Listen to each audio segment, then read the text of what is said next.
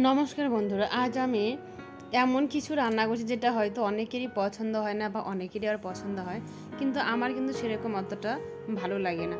তো প্রথমেই আমি নিয়ে নিয়েছি উচ্ছে। তো উচ্ছেটাকে ভালো করে আমি ভেজে নেব। তো উচ্ছেটাকে ভালো করে ভেজে এরপর আমি বেগুনটা ভেজে নেব। তো বেগুনটা ভেজে এটা কি বলুন তো, এটা হচ্ছে চৈত্রী সংক্রান্তির দিন আমাদের বাড়িতে হচ্ছে তিতো খেতে হয়। তো তিতার মধ্যে এখন যে যেরকম খেতে ইচ্ছা করে তো সেভাবেই খায়। তো উচ্ছেটাও তেতো। তো এরপর হচ্ছে বানাবো, অনেকে এই না শাকটাকে যে কি বলে, এটার নাম হচ্ছে ডিমা শাক বা ডিমা শাক কি যেন, যাই হোক একটা নাম হবে।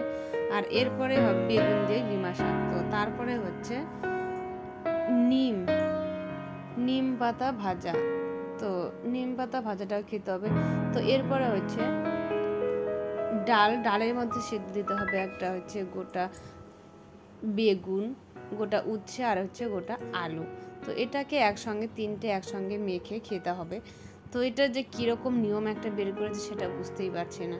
আর এমন অদ্ভুত নিয়ম যেটা কিনা শুধু তেতোই খেতে হবে আজকের দিনটা। তো যাই হোক, তো এরপর আমি কড়াইতে তেল গরম করে এরপর হচ্ছে ওই ডালটাকে দুটো ভাগ করে নেব। তো একটার মধ্যে একটা হবে তেতো ডাল আর একটা হবে টক ডাল। তো এরপরে এরপরে কড়াইতে দিয়ে দেব অল্প একটু আদা আর দিয়ে দেব তেজপাতা আর হচ্ছে রাঁধুনি ছড়াস। তো যেটা দেই নাকি তেঁতুর ডাল খেতে হয়, শুক্তোর ডাল যেটাকে বলে, শুক্তোর ডাল খেতে হবে। তো শুক্তোর ডাল আমার হয়ে গিয়েছে। তো শুক্তোর ডালটা নামিয়ে নেব। এরপর আমি করবো টক ডাল। তো টক ডালের মধ্যে ফোড়ন দিয়ে দেবো একটা গোটা শুকনো লঙ্কা, কাঁচা লঙ্কা আর দেব কালো জিরে আর দু চারটে মেথি। তো মেথি দিয়ে আমটাকে আমি ভালো করে ভেজে আমি ডালটা এবার সম্বাদিত হয়ে গেল টক ডাল। তো টাটা।